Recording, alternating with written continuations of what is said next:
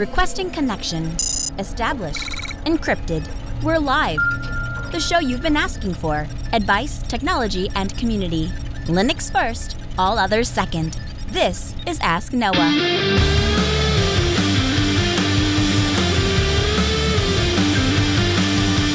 Live from Multispeed Technologies, the Ask Noah show starts right now. This is the show where we came to do all the things on Linux they said couldn't be done and take your questions on how to do the same. The phone lines are open this hour. To be a part of the program, it is a free call, 1-855-450-NOAH. It's 1-855-450-6624, or send an email to live@asknoahshow.com. My name is Noah. I am your host, delighted to be here with you as another episode of the Ask Noah show kicks off this hour. And returning back is my friend Steve. Welcome back, Steve. Thank you, sir. It's always an interesting challenge when you're gone most of a month to get back into the swing of all the things that have been in progress without you. I bet. How was your trip? How did you enjoy your travels?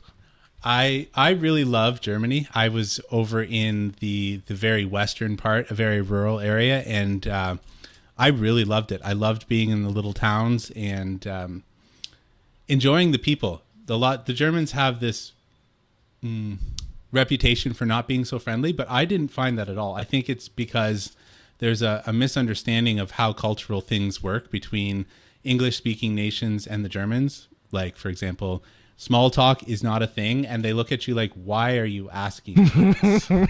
Right? Which we perceive as rude, and they're just like, what are you driving at? Right? And so, yeah, I had a really good time. I always try to get my mind right when I travel to other places, because it can be an enlightening experience. When you went to Germany, is there any chance, could you just ask yourself, like, could I live here? Yeah, you know what? I think I could. Especially if I'm not in one of the big cities. I'm not a big city person to begin with, so I think that was just apply across the board. But in the area that I was in, for example, they have paved paths through the farmers' fields with signs telling you how far in which direction to the next little town. And people just walk through that, and everybody just enjoys being out. And like, for instance, just a really quick little story. So my friends, they recently had a baby, and when you move into the town, they kind of get some information from the public register that there's, 3 people and one of them happens to be a baby. And they sent out a person with a care package like, hey, Aww. Welcome to our little town. Here's this care package. It tells you what kind of things are in the neighborhood for kids. And here's the resources if you're stressed. And like, it was wonderful. I was there when they opened the door and, had a chat with the lady, and super friendly. I was shocked. I'd never seen anything like that. Very cool. Well, that's awesome. I'm glad you enjoyed the Germans. I'm glad the Germans got to enjoy you, but I'm glad you're back. We missed you. Yeah, I missed some of the tech stuff, that's for sure. I was kind of rooting through some of the emails and taking a gander at what you had answered since I'd been away. Yeah. Well, let's jump into it, as there are plenty more to get to. So our first email comes in from Norm. Norm writes in and says, hey there, guys. I absolutely love the show. I actually wanted to call in live, but tonight's schedule changed a bit, and so I'll have to make do with an email. Here's my question, and apologies if it's a newbie question. I've been running WireGuard on my network for about a year now, and my experience has been great. The only caveat is to do with my modem. I have an Optimum subscriber and use my own modem, an Era Surfboard SB8200. I also have a dynamic DNS in case my IP changes. About once a week, my connection to my home network fails. WireGuard connects and it shows data is flowing, but it's slower than usual, and it's sending more data than it's receiving. I have no internet access. I cannot access anything on my home LAN. I can also confirm that my WAN IP hasn't changed, though I'm using DDNS, so it should be fine. I can ping things on the network. I can't access anything that's accessible on the internet outside of WireGuard. When I call Optimum, they confirm that I have full connectivity and nothing is wrong. The only thing that solves this issue is power cycling the modem. I now do this proactively once a week and haven't had this issue in quite some time. I understand this may be a memory issue with the modem. I use WireGuard heavily, so I imagine it eats up memory. Is physically rebooting the modem my only option? Are there any remote solutions that I can implement from when I'm away from my home network for an extended period of time? Bonus and unrelated question. One of my client's website's pictures stored at, and then he gives the URL, doesn't load when I'm connected to my home network via WireGuard. I thought it might be an ad blocker issue, but when I'm on my home network, the website loads correctly. WireGuard is the prime suspect. Any thoughts as to what's happening here? Thanks for your help. Looking forward to your thoughts. Norm. So, Steve, have you played with WireGuard much? And if so, do you have any thoughts for Norm on what could be causing this issue? I have. It's not my daily driver because I was running into little paper cuts here and there. My first thought on the issue of not being able to connect to things is that the state table in the router is filling up. That's what that sounds like. Because if the state table is full, you'll be able to ping, but you're not going to be able to make any kind of consistent connections places. Okay, so pretend I'm 5 years old. What is a state table and how does it work?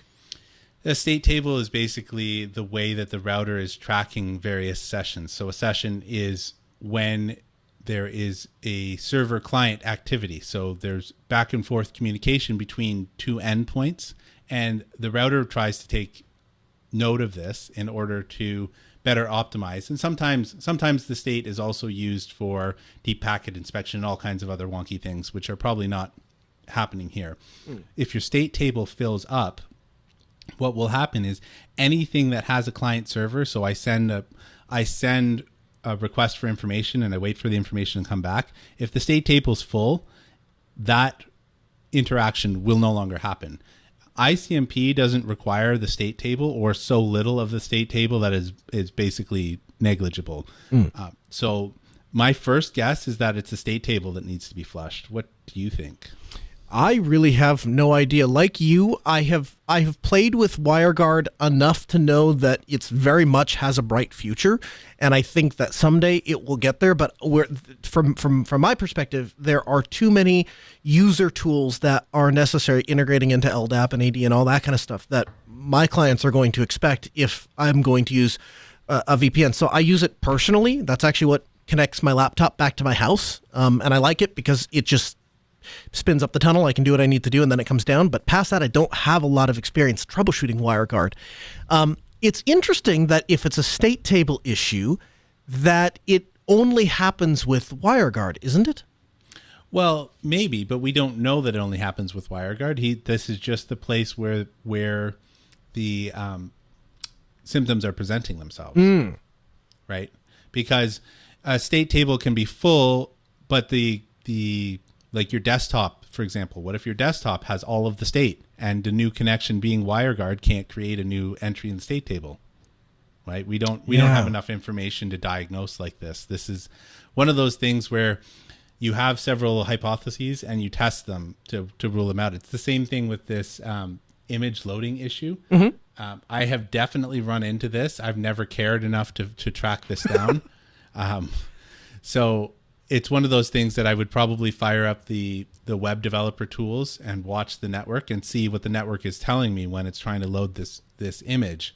And that might give you some indication. But yeah, it's unless you're dealing with this day in and day out, and I can hear Linux Ninja screaming in the background that he probably knows the answer to this. But for those mere mortals of us that aren't doing this on a daily basis, it's just kind of set up your hypotheses, go and test them, and then see what sticks. So his next steps might be maybe to upgrade that modem, see if there's a different model. Even if it's the same model, perhaps it wouldn't, or maybe there's a different firmware version for that modem that would resolve if it is a state table that's filling up. It's possible. You can. So I have a switch. I know I've mentioned it in the show before. It was the whole reason I got into automation, where its state table, the only way to clear it was to power cycle it. However, most decent machines, whatever they are, actually have a button in the interface somewhere to flush the state table. So recycling, like rebooting the box, should also clear the state table.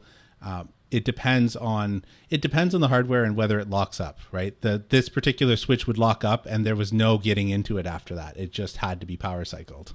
And you automated your way around the problem instead of Yep. replacing that. I love it. I got a smart plug. That's so funny. So Sleuth in the chat room says that he had the same problem with his consumer router and modem. They were separate boxes, but switching to OpenSense fixed it for him. He never did figure out why. Atypical says Intel-based modems have a known issue. You might want to check to see if it's Broadcom-based.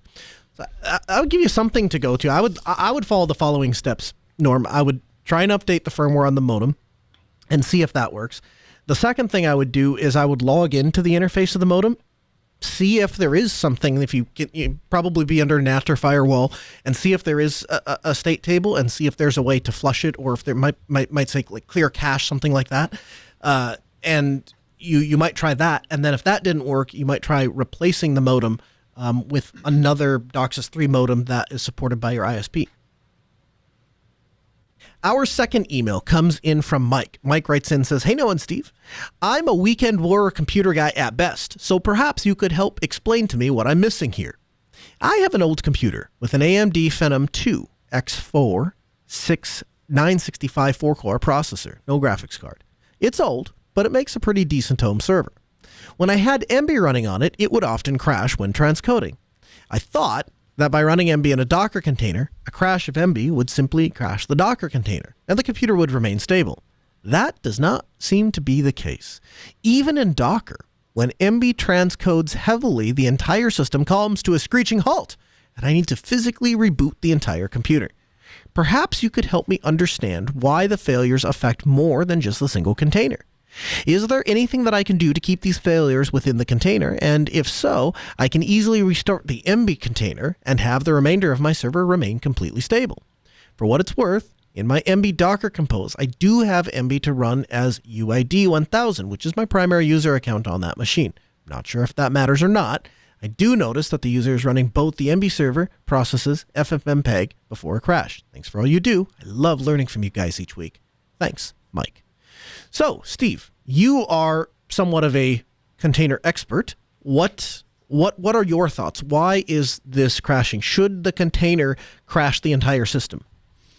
So for the people that are not listening live, I'm going to give you a warning. You can probably skip ahead 3 minutes or so if you don't care about the explanation for how containers work. No, this is their opportunity to learn. Well, they can do. I'm just letting them know that we won't be on to the next email for a few minutes. But so we'll back up and talk a little bit about what a container is in reality, and then we'll get to why a container like this running in Docker or even Podman, for example, can affect the host itself. So a container is a bunch of processes running together on a computer. They are a combination of Linux namespaces, and we've done a few episodes on Linux namespaces, and I've also done some writing on this. But the short answer is Linux namespaces are a way to sandbox various parts of the kernel. So you've got things like networking and all of those sorts of things can actually be sandboxed into their own little area where the host can't get at them. Then there is another facility inside of Linux called C groups. And C groups are actually what limits resource consumption by on a Linux system. So all Linux systems have C groups running by default. They just don't apply any limits. So what's happening in your box is that Docker is creating a container. I believe it's Docker that he's running. Docker is creating a container, and it's using the sandboxing features of the Linux namespaces, but it's not applying any C groups to it, which means that by default, that container can use all of the resources on the system. That's just how that works, because on a Linux system, every process gets put into the same C group by default. So there's a C group active. It's just an unconstrained C group that just lets anything take all of the resources that it needs. So it's basically almost acting as if it was running on native metal. Exactly. So there are no constraints as far as how it accesses the hardware, more or less. I mean, there's some caveats there, but the reason why your system may be unstable or may peg the CPU and become unresponsive is because Docker can eat up all of your CPU to the point where you can't even get a request in. So what happens is there's a queuing system for the CPU, and when a new command comes in, if it's so busy serving the other commands, the system has to wait for what's called an interrupt, which is basically where something jumps in front of the queue to handle a response. So if your system's going crazy and you hit Control C and nothing happens, that's because that kill command is waiting its time to be processed. And there's probably just so much stuff ahead of it that it can't get in there. And that's what's happening. So there's a couple of ways that you can work around this. You can use systemd to launch your containers and have them restart. And the reason why you might consider something like this is because then you can actually start a container and apply C group limitations to them. So it's a 4-core processor. Maybe you want to only give MB 3 cores. Or we don't really know if it's the graphics portion of the GPU portion of FFmpeg that's going crazy. It's hard to say, because that could be all inside of the GPU. It could be in the RAM. We don't know where it is, but you'd start by making limitations. So it's a more advanced thing for sure if you're not going to do something like running a single node OpenShift or like a Kubernetes cluster where those sorts of things may be available to you in an easier fashion. Basically what happens is you can apply a C group to anything that has a process ID. So if you don't want to start systemd and you just want to continue using Docker, you can totally hack around it by starting your Docker container, doing a PS, getting the process ID, and then applying C group to that process ID. So it's really not complicated. It just sounds scary because it's something. In modern computing, we're getting more and more away from the guts of how things work. And this is just getting back to those old days when you actually had to configure the Xorg server or, pick something randomly ridiculous that we used to have to do. What is there any place that outlines? So I will have linked in the show notes at podcast.asknoahshow.com. Steve did an excellent write-up on redhat.com on introduction to C groups. And it's is it a 7-part series? It is, because there are a bunch of C groups involved there. Yeah, so we'll have a link for that for you at podcast.asknoahshow.com if you want to read through that. But Steve, do you have any suggestions for a resource for somebody that says, okay, so he wants to constrain this one Docker container? Is there any place that just kind of has like an idiot's guide, monkey see, monkey do? Here, now your Docker container won't use more than 3 cores. Honestly, I'd have to search for it. I've never looked for it because managing individual containers like that has fallen outside of my everyday use case. Steve goes, if I did it that way, it would take me 1.5 years to do what I can do in 5 minutes. So I'm sure somebody has an answer out there on the internet, and maybe even in our chat room, but I don't have an immediate answer for that. All right. Well, I'll send the squirrels running, and we'll see what they come back with. Our third email comes in from Keith. Keith writes in and says, "Hey, Noah and Steve, I wanted to get your opinion on a cloud backup solution, and if I could encrypt my data before doing so, how would I do that? I've heard a few tech podcasts talk about Backblaze, but I look into them. I noticed that they don't have a native Linux client. So, Steve, what are your thoughts on ways to back up data using Linux client, but using standard cloud services like Backblaze? So Backblaze in particular has their own protocol called the B2 protocol. And there are a ton of clients on Linux that support this protocol. So Backblaze has opted not to make their own client, but rather make, I'm going to loosely say, open standard. So Duplicity, Restic, Q Backup, there's a ton of them that implement this standard, and basically you just plug in the information, away you go. Backblaze has tutorials for both Duplicity and Restic for how to do this. With regards to encrypting your stuff before you send it up there, there's really I think it's my opinion, the best way to do that would be to GPG encrypt something. I don't know whether Backblaze does any kind of client-side encryption or whether it just it's just a dumb file store. So when in doubt, you encrypt your stuff and send it up that way. And then the other side of that is what it's encrypted with, right? Even if they did offer encryption, like, are you sure that the private keys are only on your system and don't ever leave? Mm-hmm. Yep, absolutely. Even though I use SpiderOak myself, which says that they encrypt the stuff before sending it up, I absolutely GPG encrypt things that I don't want anybody to, like. Sure, if someone's really going to do an offline attack and really go to town on me, absolutely they'll get in. But at the same time, it's not going to be the same thing as somebody at SpiderOak going rogue and just being like, oh, look what I found. Yeah. Just search through stuff. Yeah, can't say the same about Dropbox. Our fourth email comes in from BG. BG writes in and says, "Hi, Noah and Steve. It was great hearing about the interplanetary file system on episode 289. I recently defended my PhD in geology, and a constant struggle in academia is access to journals. While open access publications are becoming more popular, open access publications cost easily $2,000, sometimes $3,000, and upwards of $8,000 in some cases. Therefore, many publications are submitted to journals for little to no cost. But the authors give up all copyright privileges, and the publications are behind an expensive closed-source paywall that requires subscriptions.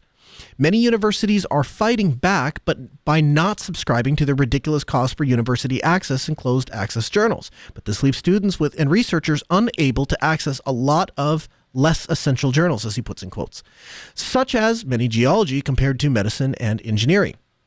My understanding with some of the cost for open access is the requirement for long-term archiving on servers, the staff to maintain these servers, and the expensive permanent DOI handle with every article. New independent journals are testing the waters to see how to reorganize publishing, and IPFS sounds like a great way to help reduce the costs and maintain access for this information through decentralization. This could help open up the information to data to other countries, as well as for a lower barrier for submitting research. The IPNS sounds like the DOI handle system with a plethora of researchers and universities downloading journal articles and data. It would help to maintain long-term access to decentralized systems. I look forward to seeing IPFS develop and hope to test IPFS in the future. Thanks again for a great show, BG. So, quick recap there, Steve. When we were talking about IPFS, one of the things I mentioned is it is so frustrating to me because my father works in medicine. And so literally we have, going back 100 or more years of information for all of the experiment and testing that has been done to get medicine to where it is today. And if you live in the United States and you have $50,000 to go to a university in the United States, then a lot of this is taken care of for you. You get access to essentially all of the knowledge humankind has ever accumulated into one place. The problem is, if you are unfortunate enough to be born in a country like India, like my dad was, or China, or Japan, or basically anywhere other than the United States, Africa, and you're living on, 60 cents a day and you walk 6 kilometers to get water and back, even $250 for a single journal article is ridiculous. And there's no way that you're going to be able to afford that. The flip side of that, of course, is if you say, okay, we're not going to charge that kind of money, well, that's fine. But then how do you pay for the journals? How do you pay to maintain them? So IPFS might be an option there. I'm not sure. But yeah, thanks for writing in and congratulations on your PhD. That's fantastic. Hey, the number to join is 855-450-NOAH. That's 1-855-450-6624. The email live at AskNoahShow.com. We have a couple of callers in the queue. You're on Ask Noah. Good afternoon. Hi. Hi. I'm on Ask Noah. You are. Hello? You are on Ask Noah. Hi. My name is...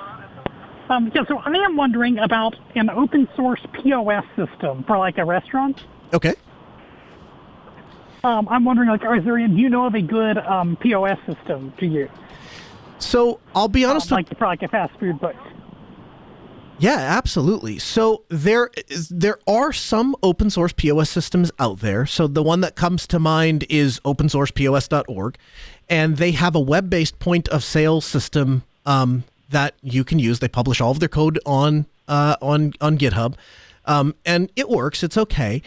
I'll be honest with you. I have tried a couple of times to implement open source POS systems in with clients, and I've never been able to successfully get one in place. There's always some integration is really where it falls down most of the time, but there's always something that somebody is looking for that we've not been able to meet with the different POS systems that were out there. The closest I ever got, and it wasn't truly open source, it just ran on Linux, was called Squirrel, and it ran, actually, interestingly enough, on Fedora. They used Fedora Core for all of the little touchscreen devices, and it came that way from the factory, and then you ran the server and it would connect. It was Squirrel Systems, I think, was the name of it.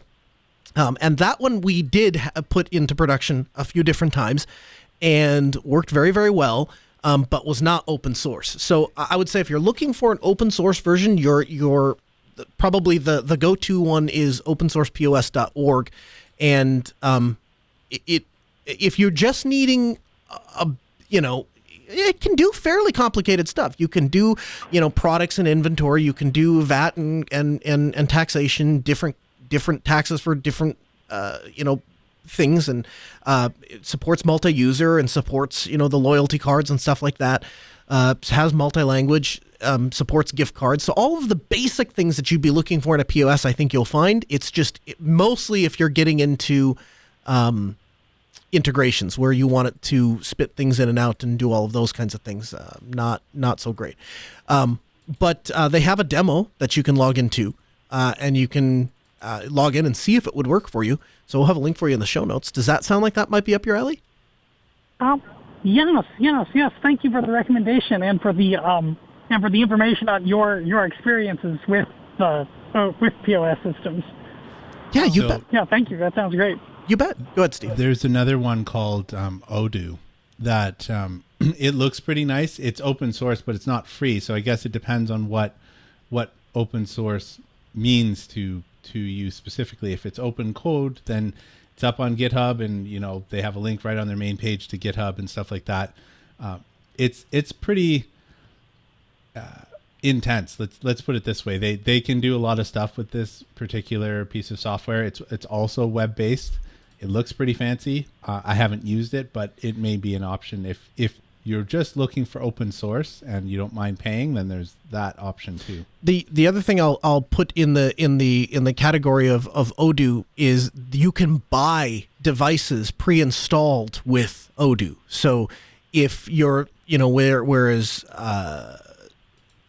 so if you just want to order something or you want to buy something, they support like the touchscreen POS things, and I think they even have like a tablet version that you can use.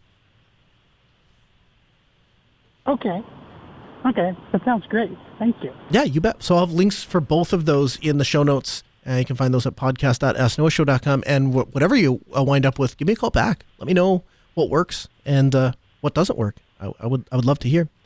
Again, 855-450-NOAH. That's 855-450-6624. The email live@asknoahshow.com.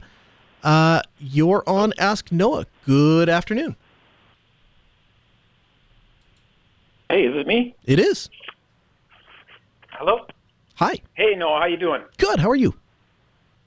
I got a good, great. I got a two-part question for you. They're kind of two different ends of the spectrum. My first was, I'm kind of an old school IT guy, and I'm used to doing things on my own and hosting things myself. And recently I got sort of caught in this whole, RMM sort of platform thing. So I signed up for this, large scale RMM platform, and I was kind of really disappointed in it, in what it could do, and, the costing and what features are available and what sort of is like ad hoc a la carte and all this kind of stuff. Mm-hmm. So what I was thinking of doing actually was sort of ditching all that. And I was thinking about doing maybe like WireGuard private VPN tunnels to my clients, and maybe using something like Mesh Central across those tunnels to sort of do remote desktop viewing, remote PowerShell and command prompt, things like that. And I was just wondering, do you have any experience with anyone doing that, or yourself using Mesh Central in that way? Yeah, I've heard of Mesh Commander or Mesh Central. I've not used it. I guess I should ask Steve, do you have any firsthand experience with it? Not with Mesh Central, no. Okay, so I've not done that. I will tell you that one of the one of the client configurations that we support that has worked very, very well. Now, it's not for IT; they're using it for medicine. But the general premise is you've got one medical provider that provides a given service to a bunch of other medical institutions, and so we set up individual VPN connections for each one of those other institutions to come back so that they can deposit images into this single provider. And so the concept of having an arm out to every client and then having some sort of central system that you have that's reaching out over those tunnels and pulling stuff back in, that is something I absolutely have in production and works very well.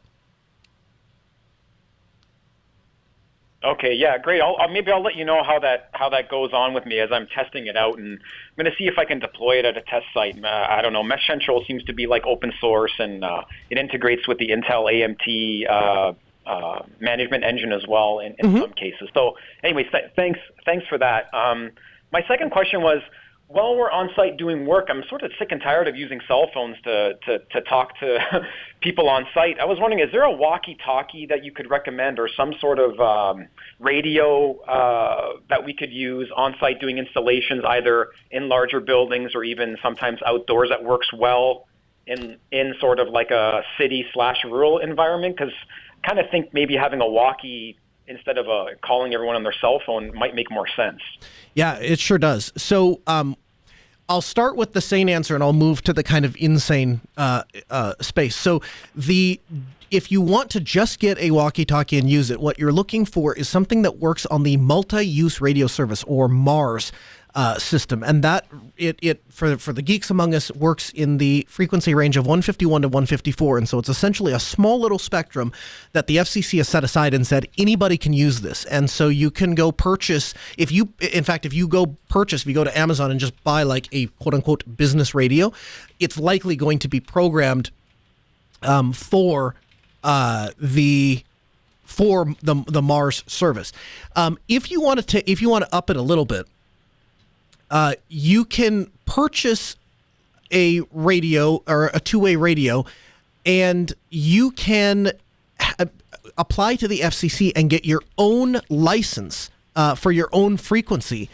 And what that will allow you to do is nobody else will be able to use your license. And so if you want to do, I guess either way, what I would suggest you do is there's a site called buytwowayradios.com, and I'll have a link for you in the show notes. But if you want to go the Mars route, or if you want to have your own frequency, they're the place that you can purchase the handheld radios, or you can buy the mobile radios. They also sell repeaters. So if you get your own frequency, one of the things you can do is you can program the handheld radios to talk on one frequency and listen on another. So what that would empower you to do is, so you're on site, you're talking with your crew, and all of a sudden one guy says, I got to run to Best Buy and grab a SATA cable or an extra hard drive or a flash drive or whatever. So he leaves, he's 3.5 miles away, 4 miles away, well outside the range of what the little portable handheld is going to do.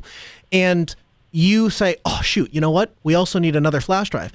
So you can pick up the radio, and because you're talking back to your repeater, which is maybe on your building or some central point in the city that you've negotiated with, the signal goes from your handheld up to the repeater. Now it can reach the entire city. And so it comes back down through that repeater back down to your guy that's mobile, and you say, hey, while you're at the store, pick up 2 flash drives. Okay, no problem, copy. And now you're good. And so this is what we have. We have a repeater that's on a little 50-foot tower that's outside of our building. And so our front desk people have a little radio that's there so that they can communicate with that repeater. Now, truth be told, in I would say in the last 2-3 years, we've kind of moved away from radios and kind of gotten more into just doing everything through Element and through our messenger, because the problem with radios is you have to be very conscious and make sure that your entire team is very conscious about what you say could very well be, overheard by open ears if somebody else is on a service call. So be really cautious about the language that you're using and the way that you're phrasing it, and the, any off-color humor. You want to make sure that isn't coming out over the air.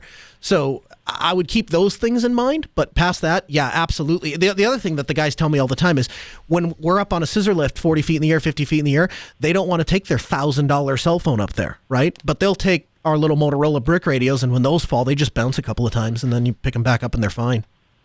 I'm surprised you missed the golden opportunity here, Noah. I'm also surprised I'm going to be the one that says it, but you know that Element has a walkie-talkie mode, right? They are working on the walkie-talkie mode. It is not perfected yet, and I would not recommend it for production use quite yet. Steve goes, yeah, that's what the rest of Element. Does that help you? Yeah, that sounds great. I guess those Motorola's or whatever, the ones in the 151 to 154 band, those would do well in sort of like a city environment. They would be okay for that type of thing? Yeah, I think the power limitation on Mars is like 2.5 watts. So I would tell you that'll get you maybe a mile or two. It'll work fine for everybody all in one place. It will not work for, one person is on one end of town and one person's on the other end of town. You want to talk. It's just not going to do that. If you want to go that route, you have to go file for a license with the FCC. And it's not expensive. It's like $500, and I think that's for like 10 years. And if you go to my friends at buy2wayradios.com, they will actually walk you through that entire process. In fact, they'll do the entire process. You can just pay them, give them the $500, and they'll file for the license. They'll get your frequency. They'll program the radios for you. They'll send them out. They'll do all the stuff for you. Oh, okay. That sounds great. Yep. All right. Well, give it a shot. And if it doesn't work, or if you have any trouble, give me a call back. Okay. Thanks a lot, Noah. Yeah. Appreciate your time. Again, 855-450-NOAH. That's 855-450-6624. The email, live@asknoahshow.com. Our fifth email comes in from Jeremy. Jeremy says, hey there. After tinkering with a VM host, I'm looking to just run containers on the host, as KVM tends to eat a large amount of memory for the virtualization of the machines. At work, I use Kubernetes mostly. However, when I'm thinking about it, a single node machine running services, containers would Docker Compose be the best solution. I was thinking maybe a single node swarm. Really, all I need is the containers to start up automatically, and if they crash or if the machine is turned off. Best, Jeremy. So, Steve, sorry to keep bombarding you with container questions, but what should Jeremy do here? So I kind of alluded to this in the first caller or emailer, I suppose, that was talking about containers. Systemd can do this. So if all you want is to make sure that the container stays up, you can actually start containers with Systemd and tell it to restart always. There's plenty of guides online about how to go about doing this. If you are very familiar with Kubernetes, you could look into something like single node OpenShift if that is something that really floats your boat. It might be overkill for what you're hoping to do, but at the same time, it would be very familiar to you as a communication, as a Kubernetes container orchestration, it would be very familiar to you. So the easiest thing would be Systemd. The next thing, I suppose, would be Docker Swarm, but my friend Alex over at Self-Hosted would probably be a better person to talk to about that. Or like I said, you could do one of the distributions that does single node Kubernetes stuff. Very good. Our sixth and final email is from the questions bot, questions, or at questions:linuxdelta.com. You can ask the bot. It puts the question right in front of our face. Sunjam did that. Sunjam asks, hey, Noah and Steve, more domain types crop up every year. .network, .xyz, .info, .biz. I've owned my own domain for 6 years, and I continue to find myself in an endless hell when attempting to use it for email because it does not end in .com, .net, or .org. Time has not made the situation improve. Almost universally, these kinds of email domains are treated as invalid or illegitimate. My email domain constantly fails me. I sign up for utility companies for home, including the gas company and my own local ISP. If you use your own domain, you are a very real risk of becoming universally disregarded. Making things worse, Spam Assassin is now blocking all new domains by default. And then he links to a link that talks about that. Noah or Steve, is there any way that we can demand an overarching change in the accepting of which domains are considered valid for real-world use? Or will I forever have to regret having a domain that I enjoy but can never use for production email? Thanks, Sunjam. So, Steve, have you had any experience? I mean, as the guy who used to run his own mail server, did you ever run into any of this? So, I guess I'll start by saying I did and I didn't. My wife actually has a email that ends in .life. So we got shoes for .life, and she was so thrilled with that. We ported that over to Proton Mail, and aside from one or two things that I am aware of, how about I say that? Since not my email address, I'm not aware of having problems, but that is what she uses. And there's been one or two times where she's mentioned that this page or that page wouldn't take her email address, but it has been fairly infrequent. So I haven't really run into this. I don't think there is much you can do to demand or affect change unless they get a large number of people who are getting emails from .info or honestly, .info and .biz, those are kind of shady ones. Like, they should be blacklisted anyways, just based on the people who have bought them. But aside from that, I don't think that most big companies care, because I would wager that 95% of the people out there either have Gmail or Apple Mail. So they just call it a wash. So there are a couple of, I guess, advocacy firms out there that claim to fight on your behalf for accepting emails from all domains as long as they have DKIM and all that.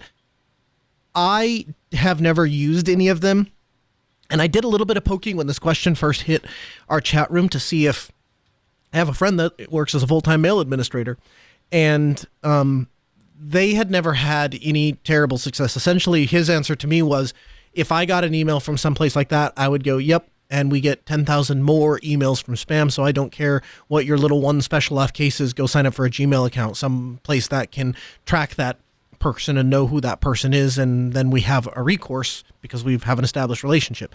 And so I don't know that you have a lot of really good options. I will tell you this. I think over time, that problem is going to improve, and here's why. The whole reason you're seeing a bunch of those new TLDs come up is because there are more sites and more services and more things coming up that didn't exist before, and .coms or .net is already taken or squatted from some organizations. So I think as more and more legitimate businesses start occupying .io and .x, I don't know if they'll ever occupy .xyzs, but as they start to embark on other TLDs that aren't part of the .org, .net, .com, I think that in general, this is probably going to get better. It is kind of disappointing that spam tools are doing this by default, but at the same time, I can kind of start to understand where they're coming from, because if you, like Steve said, if you know that the vast majority of companies are going to operate on a .com, and most of them are using their .com or .org or .net through Gmail, or actually really what I see isn't so much Apple, but Office 365. But if they're hosting their email services there, then you can, if you allow those things, 90% of the time there isn't going to be a problem. 10% of the time when there is some one-off weird thing, you just communicate with that person directly, and then they go sign into their Gmail account or whatever and send in an email, and then you carry on. So from an organizational standpoint, there isn't a whole lot of reason to open yourself up to what will contain a bunch of other malicious emails, as well as fixing the good ones, so to speak. But I sympathize with you entirely. In fact, one of the guys that works for me had an issue where he tried to buy a product, and he generates a unique email for every site that he visits, everything he does. And so it's just a random string of numbers and letters they wouldn't process the order. He had a valid credit card number, had a valid address, like all of the things down the line are valid. But because his email address was a random string of numbers and letters and ended in at a random string of numbers and letters, dot and then a random TLD, they wouldn't sell him a product. And there's nothing he could do about it. So he just bought it elsewhere. From the Linux Newswire newsroom, this is the Week in Review with JT. AMD makes FSR 2.0 Fidelity FX Super Resolution open source and has officially published the source code under the MIT license. At the Linux Foundation's Open Source Summit in Austin, Texas, Linus Torvalds said he expects support for Rust code in the Linux kernel to be merged soon, possibly with the next release 5.20. Microsoft's CBL Mariner 2.0 Linux distribution now supports kernel live patching and Pixie Boot. KDE developers have released 5.25.1. This release fixes a number of bugs, including improved support for multiple monitors. Firefox 102 is now available for download. Chaos Linux 2022.06 has been released with KDE Plasma 5.25 desktop. Endeavour OS Artemis launches with an ARM installer and a Linux 5.18 kernel. Pitivi, the free and open source video editor for Linux systems based on GStreamer multimedia framework and written in Python, has been updated to version 2022.06. This release includes several new features, including object tracking and blurring. Zone, the Linux kernel driver for the Xbox One and Xbox Series X and S accessories, has been released with version 0.3. Flameshot, a powerful yet simple-to-use screenshot software, has released version 12. Linux has a new GTK-based 2FA authenticator app, aptly called Authenticator, and is distributed via Flatpak. Digicam, the free and open-source multi-platform digital photo management application, has released version 7.7. GitHub has changed the license policy for GitHub Copilot. The transition to general availability means that Copilot ceases to be available for free. Interested developers will have to pay $10 a month or $100 a year to use the service with a 60-day free trial. GitHub claims they will offer Copilot for free for verified students and to maintainers of popular open-source projects. And lastly, a government contractor has copied an open-source 3D printing design and successfully patented it. Hang Printer is a project to create an open-source frameless 3D printing setup that literally hangs in the air and is able to build much larger things than a traditional 3D printer. UT Battelle, a nonprofit joint venture set up by the University of Tennessee and the Battelle Institute, operating with the Oak Ridge National Laboratory, apparently decided to step in and basically patent the core ideas of the Hang Printer. The Hang Printer team has launched a GoFundMe to try and challenge the patent due to the cost in defending their open source project. Thank you, JT. He joins us sometime throughout the show and allows us a look at what happened in the Linux world throughout the week. You can find the Linux Newswire here on the Ask Noah Show. We'll have all the links to the articles that he referenced available at podcast.asknoahshow.com. Our pick of the week this week is Firezone. You can learn more at firezone.dev. Talk about new TLDs.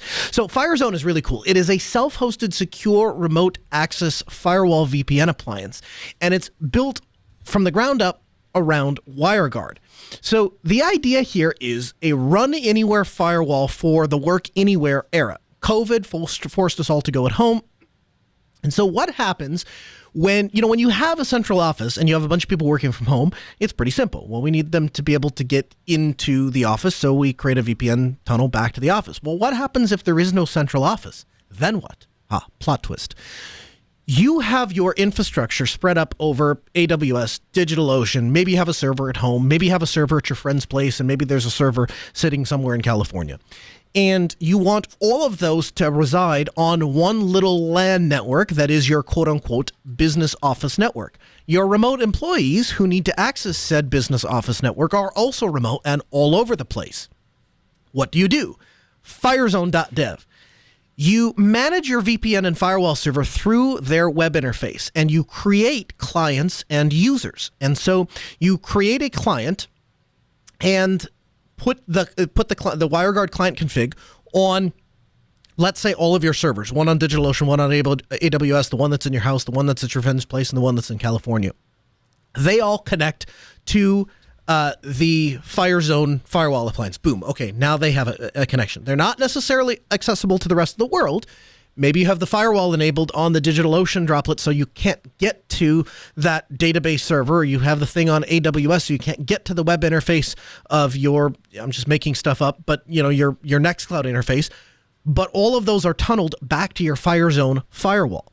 Now you create users on the FireZone firewall, and they, with WireGuard, connect to the FireZone firewall, and now you've connected to your little office network that didn't really exist and still doesn't really have a physical existence.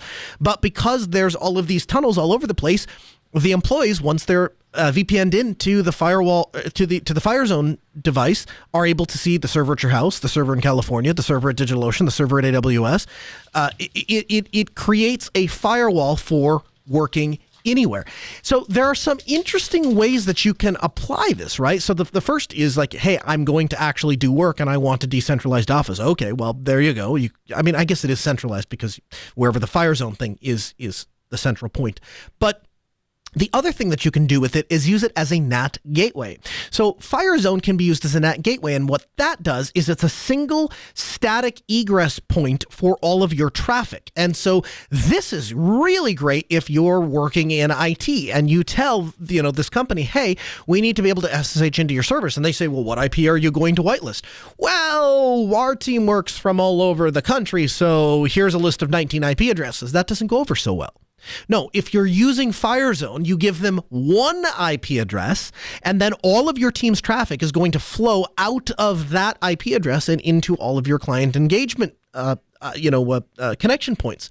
The other thing that you can do is you can set it up so that if you wanted a static IP address and you didn't want to pay your ISP for a static IP address, or maybe they simply don't offer a static IP address, well, guess what? Now you have the opportunity to go set up a FireZone appliance on DigitalOcean, on AWS, wherever you like, and you'll get a static IP address there.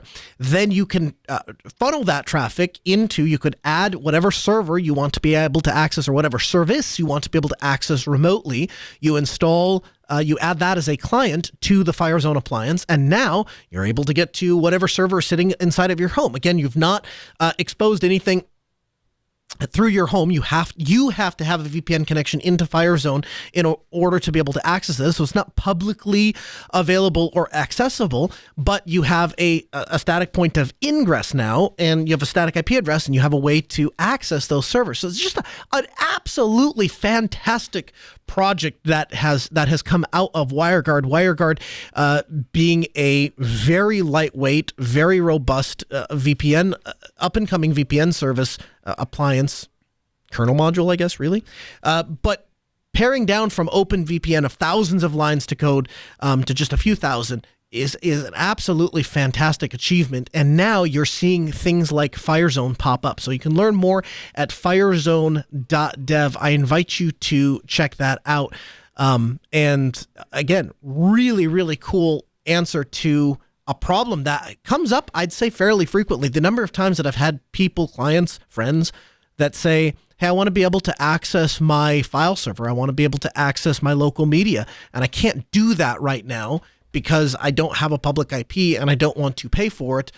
Or they're using some sort of dynamic DNS service, but that doesn't always refresh as fast as it might, or you might like, or sometimes there's issues with it, or there's issues with the agent. And so this is a way to build a network literally anywhere. So very, very, very cool project that came out. Again, you can learn more at firezone.dev, all built on WireGuard. Hey, the music in our ears, it means we're out of time, wound down the hour yet again. We're thankful for you joining us. You can listen to the show live every Tuesday at 6 p.m. Central at AskNoahShow.com. Throughout the week, we invite you to head over to our podcast resource page. You can find it at podcast.asknoahshow.com. There you'll find all of the articles and references that we used to create the show. You'll find links to any of the emails that we've talked about, any of the references that Steve kicks out. It's all there. So check out that page. You're only getting half the show if you're not visiting the podcast resource page. Follow us on Twitter at AskNoahShow. I'm at Colonel Linux. He's at Linux Evans. We'll see you next Tuesday at 6 p.m. Central, AskNoahShow.com. Have a good week.